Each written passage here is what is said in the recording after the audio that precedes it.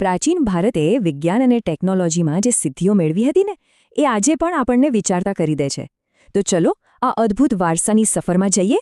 ચાલો શરૂઆત કરીએ એક એવા રહસ્યથી જેણે સદીઓથી વૈજ્ઞાનિકોને પણ હેરાન કરી દીધા છે. એક એવી વસ્તુ જે જાણે સમયને પણ માત આપી રહી છે.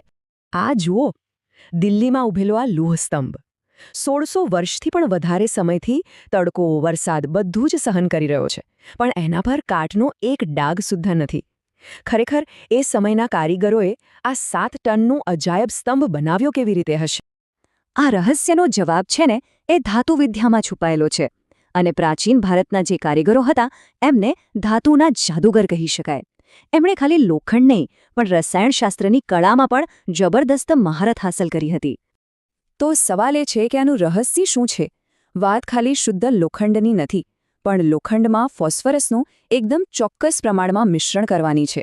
આનાથી શું થાય છે કે ધાતુની સપાટી પર એક રક્ષણાત્મક પડ બની જાય છે, જે તેને કાટ લાગતા બચાવે છે. આ એક એવી ટેકનિક હતી જે એમના સમય કરતાં સદીઓ આગળ હતી, ખરેખર. અને આ જ્ઞાનના મૂળમાં હતા આચાર્ય નાગાર્જુન જેવા મહાન વિદ્વાનો. એમના રસ રત્નાકર અને આરોગ્ય મંજરી જેવા ગ્રંથો એ ખાલી રસાયણશાસ્ત્ર વિશે જ નહોતા, પણ દવાઓ કેવી રીતે બનાવી એની પણ કળા શીખવતા હતા. તમે જુઓ, અહીં રસાયણશાસ્ત્ર અને આરોગ્ય કેવી રીતે એકબીજા સાથે જોડાયેલા હતા. ધાતુઓને શુદ્ધ કરવાની કળાનો સીધો સંબંધ શરીરને સાજા કરવાની કળા સાથે હતો. અને આ જ જોડાણ આપણને વૈદક વિદ્યાના અદ્ભુત ક્ષેત્રમાં લઈ જાય છે. પ્રાચીન ભારતમાં વૈદક વિદ્યા અને શલ્યચિકિત્સા એ ખાલી બીમારીઓનો ઇલાજ કરવા પૂરતી સીમિત નહોતી, પણ એ તો જીવન જીવવાની એક કળા માનવામાં આવતી હતી. આ ક્ષેત્રમાં 2 મહાન વિભૂતિઓ થઈ, ચરક અને સુશ્રુત.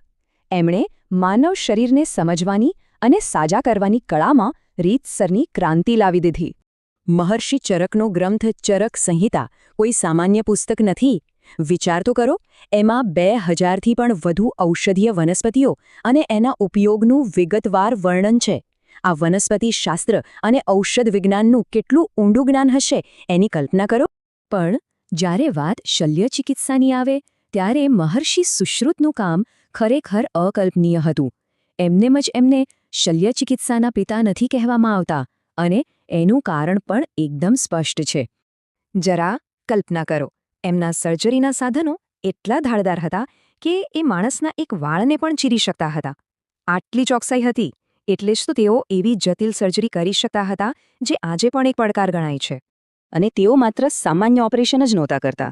એ સમયમાં પ્લાસ્ટિક સર્જરી જેવી જટિલ પ્રક્રિયાઓમાં પણ તેઓ માહેર હતા.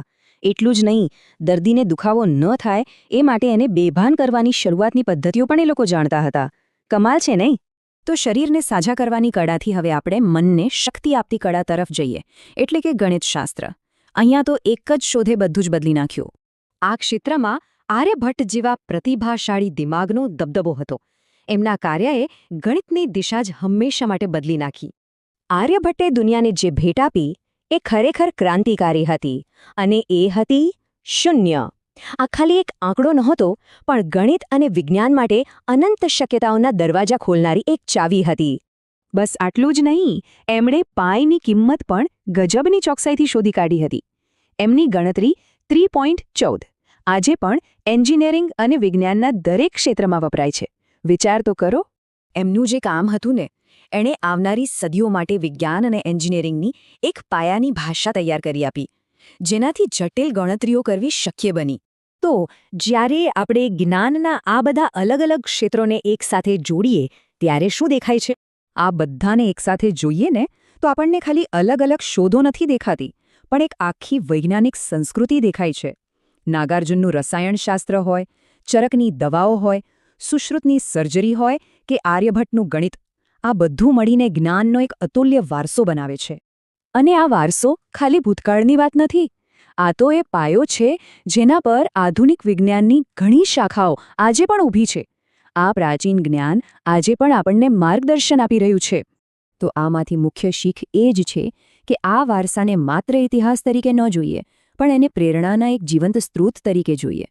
અને આ આપણને વિચારવા પર મજબૂર કરે છે કે જો આ ભૂતકાળનું જ્ઞાન હતું તો આપણા ઇતિહાસમાં ભવિષ્ય માટે હજુ કેટલું અજાણ્યું જ્ઞાન છુપાયેલું હશે.